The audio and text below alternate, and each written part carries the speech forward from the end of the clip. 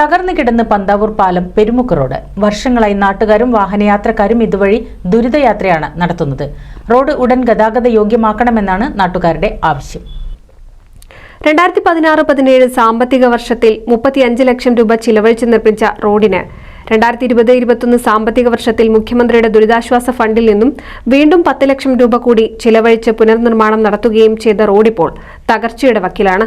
റോഡിലൂടെയുള്ള ദുരിതയാത്രയ്ക്ക് അടിയന്തരമായി പരിഹാരം കാണണമെന്നാണ് നാട്ടുകാർ ആവശ്യപ്പെടുന്നത്. ഇത്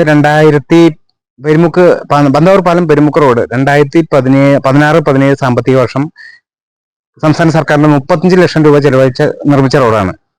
അതുപോലെ തന്നെ 2020-21 സാമ്പത്തിക വർഷം 10 ലക്ഷം രൂപ മുഖ്യമന്ത്രി ദുരിതാശ്വാസ ഫണ്ടിൽ നിന്നും അനുവദിച്ച് പുനർനിർമ്മാണം നടത്തിയ റോഡാണ്. പക്ഷേ ജനങ്ങൾക്ക് യാത്ര ചെയ്യാനോ നിരവധി വാഹനങ്ങൾ കടന്നു പോകുന്ന നന്നമുക്ക്, എരമംഗലം, കാഞ്ഞൂർ ഭാഗത്തേക്ക് പോകുന്ന ഈ റോഡ് വളരെ ശോചനീയാവസ്ഥയിലാണ്. കഴിഞ്ഞ വർഷം ഇതുപോലെ ജനകീയ സമരങ്ങളൊക്കെ സംഘടിപ്പിച്ചിരുന്നു. ഈ വർഷം ഒന്നും ആയിട്ടില്ല. ഇപ്പൊ മഴ തുടക്കത്തിൽ തന്നെ വാഹനങ്ങൾ വീഴും, മോട്ടോർ സൈക്കിളിൽ യാത്ര ചെയ്യുന്ന യാത്രക്കാർ വീഴും, വിദ്യാർത്ഥികൾക്ക് വീണ് പരിക്കുപറ്റത് നിത്യസംഭവങ്ങളായി മാറുകയാണ്. വിദ്യാർത്ഥികളും മോട്ടോർ വാഹനങ്ങളിൽ പോകുന്നവരും കുണ്ടും കുഴിയും നിറഞ്ഞ റോഡിൽ വീഴുന്നത് സ്ഥിരം കാഴ്ചയാണ്.